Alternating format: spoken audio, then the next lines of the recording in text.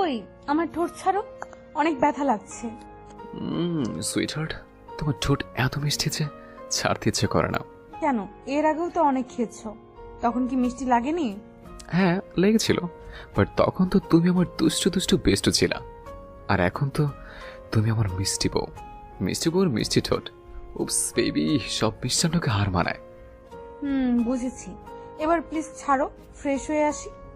না, আমি আরো আদর করব। আমি কথাটা বলেই বর্ষার হাত দুটো শক্ত করে চেপে ধরলাম। এতে সে অনেক লজ্জা পেয়ে অন্যদিকে ফিরে ভয়ার্থ কণ্ঠে বলল, প্লিজ শ্রাবণ, আমার খুব ভয় করে, আজকে ওসব করো না। ওসব কি শোনা, আমরা তো আজ বাসর করব। আজকে না প্লিজ, আমাকে কিছুদিন সময় দাও।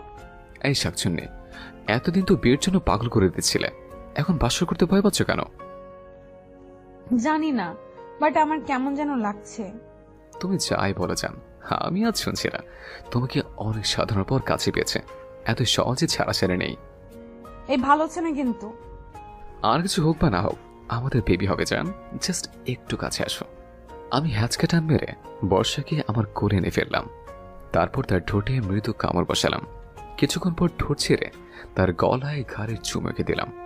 এসবের মাঝে ওর শাড়িটা খুব বিরক্ত করছিল। বউ, যাও শাড়িটা চেঞ্জ করে আসো। পারবো না, আমি খুব টায়ার্ড। তোমার লাগলে চেঞ্জ করে নাও। চান, ইউর সিরিয়াস? আমি চেঞ্জ করে দিব?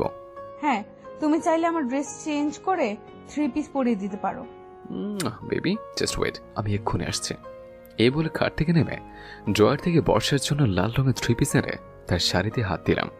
এতে বর্ষা ঘুরুমাখা চোখে তাকিয়ে আমাকে শক্ত করে জড়িয়ে ধরল। আমি তার কপালে আলতো করে ঠোঁট ছুঁয়ে দুষ্টু হেসে বললাম, সত্যি পরিয়ে দিব?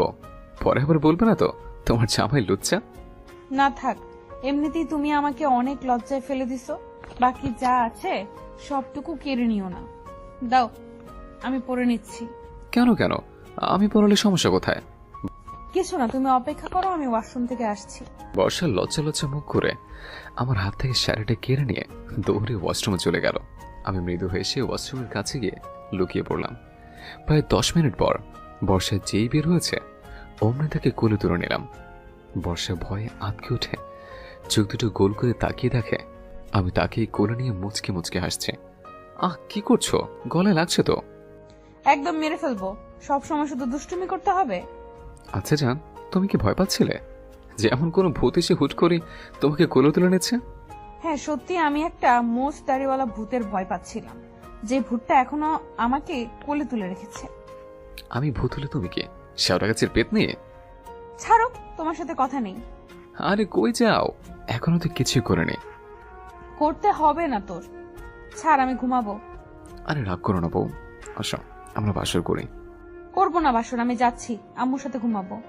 এই বলে বর্ষা চলে যেতে গিয়েও চুপ হয়ে গেল।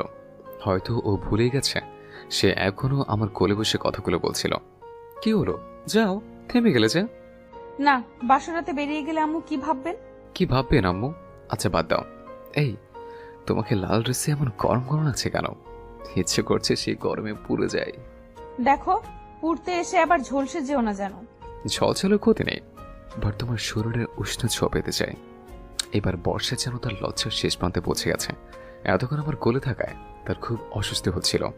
আমি সেটা বুঝতে পেরে তার কোল থেকে নামিয়ে বিছানা শুয়ে দিলাম। তারপর ধীরে ধীরে তার কাছে এগিয়ে যেতে বর্ষা আমার মাথায় হাত রেখে শক্ত করে চেপে ধরল। 2 দিন আগে প্রায় আধ ঘন্টা হয়ে গেলেও বর্ষার জন্য ওয়েট করছে। এখনো শাকচুনিটা আসার নামগন্ধও নেই। কে জানে কোন ছেলের সঙ্গে লাইন মারছে। পকেট থেকে ফোনটা বের করে যে ওর নাম্বারে কল দিতে যাব, তখনই সে এসে আমার দৃষ্টিকে তার থেকে আবদ্ধ করল। আমি পলকহীন চোখে বর্ষাকে দেখছে। এই কি করছো? ওরা দেখছে তো। রাখো তো তোমার দেখা দেখি। আরে না না জান, সেটা করলে হবে না, অন্যের কথা ছাড়ো, আমার চোখের দিকে তাকাও। ওকে বাবু, আগে আমাকে কোল থেকে নামাও। রাখ তোর বাবু, বল এতক্ষণ কোথায় ছিলে আর কোন ছেলের সঙ্গে ডেটিং করছিস? এই, তুমি আমাকে সন্দেহ করছো? আচ্ছা এটা বলো, আমি তুমি ছাড়া আর কোনো ছেলের সাথে কথা বলেছি কখনো?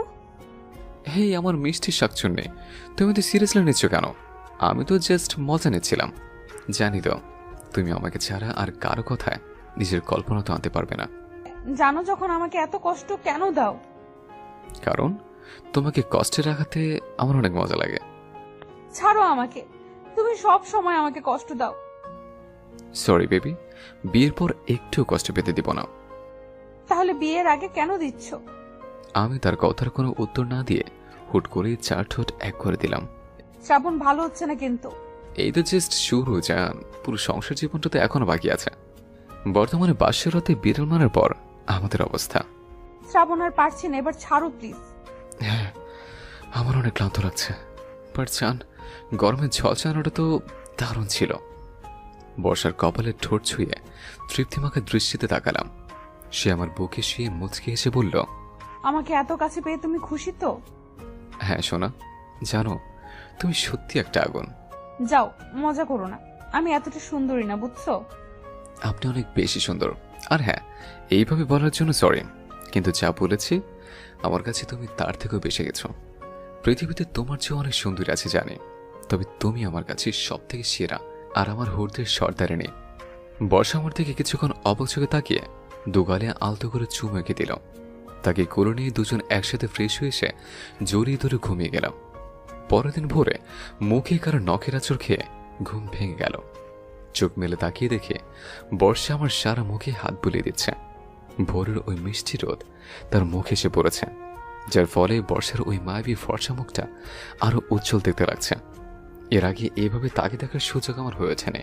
কি সাহেব, আপনার ঘুম ভেঙেছে?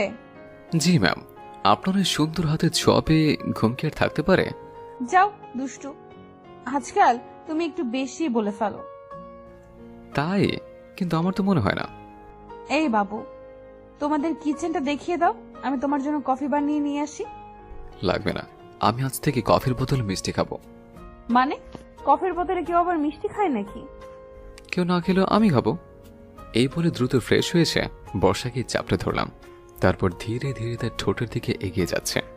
তখনই সে আমার ঠোঁটে আঙুল রেখে বলল, শ্রাবণ, এখন না প্লিজ। শ্রাবণকে দেখিয়ে বর্ষা কখনো বলে না এখন না প্লিজ। যাও, তুমি আমার একটা কথা শোনো না। কে বললো শুনে না? জাস্ট একটু মিষ্টি খেয়ে ছেড়ে দেব। ওকে, তাড়াতাড়ি করো, না হলে বাইরে থেকে ডাকাডাকি শুরু হয়ে যাবে। না জান, আস্তে আস্তে করবো। ওই, এবার কিন্তু রাগ করব। থাক, আপনারা রাগ করতে হবে না, আসুন মিষ্টিমুখ করি। কথাটা বলে বর্ষার ঠোঁটে মৃদু কামড় বসিয়ে দিলাম। এতে সে ব্যথায় চেঁচিয়ে উঠল, ওই, কামড় দিচ্ছ কেন? আজ তোমার ঠোঁট খেয়েই ফেলবো। রাক্ষস নাকি? তাই। এই, আমাকে শক্ত করে জড়িয়ে ধরো। ঠিক আছে, আরো কাছে আসো। তুমি টেনে নিতে পারো না? বর্ষা তার কথা শেষ করার আগে আমি তাকে শক্ত করে জড়িয়ে ধরলাম। এমন সময় আমার বোন মারিয়ে এসে বর্ষাকে ভাবি ভাবি বলে ডাকাডাকি শুরু করে দিল। ব্যাস, হয়ে গেল আমাদের রোমান্সের দফা রফা।